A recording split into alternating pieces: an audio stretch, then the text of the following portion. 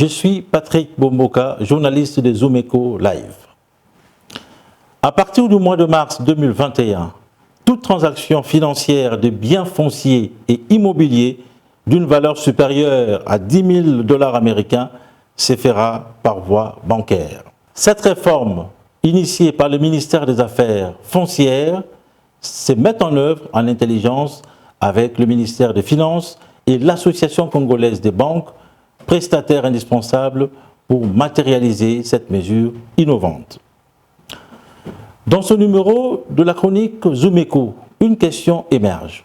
Quels sont les enjeux majeurs autour de cette réforme qui vise à redonner un nouveau souffle au secteur foncier en République démocratique du Congo?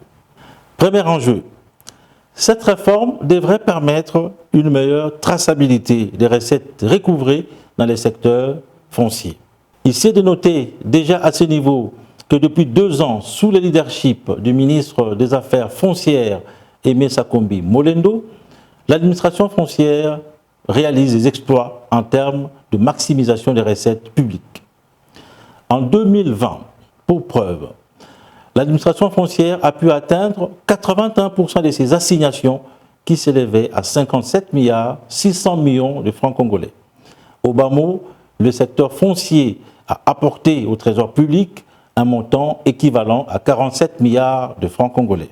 Voilà qui démontre que cette nouvelle réforme, qui a l'avantage de favoriser la maximisation des recettes, permettrait au secteur foncier, n'est-ce pas, de réaliser de manière exponentielle ces recettes publiques.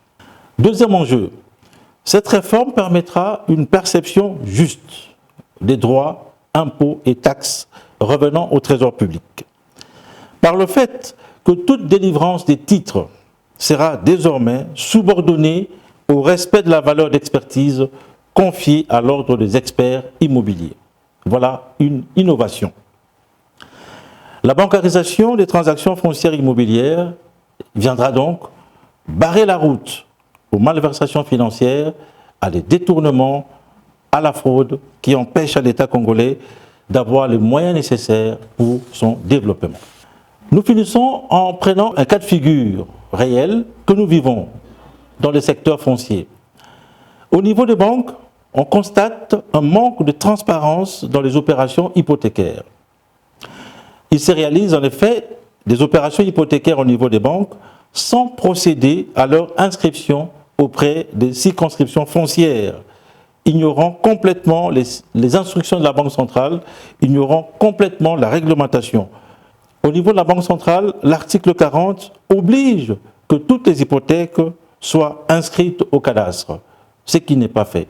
En outre, la Banque centrale du Congo a fait savoir que l'encours des crédits à l'économie est en constante augmentation. Il était de l'ordre de 3 178 milliards de francs congolais au 2 janvier 2021. Alors, si l'on fait un petit calcul de déduction des 40% de manière conservatrice sur cet encours, l'on se rend compte que l'État perd énormément d'argent, qu'il y a un manque à gagner important pour les trésors publics. Voilà pourquoi cette nouvelle réforme, qui est en fait une recommandation ferme du chef de l'État, Félix-Antoine Tshisekedi, à l'endroit du ministre des Affaires foncières, Aimé Sakombi Molendo, cette réforme se révèle être d'une grande utilité dans la mesure où elle permettrait de maximiser les recettes, de barrer la route à la fraude, de barrer la route à la corruption, de barrer la route au détournement et favoriser un meilleur encadrement des recettes de l'État. C'est tout pour aujourd'hui. Merci.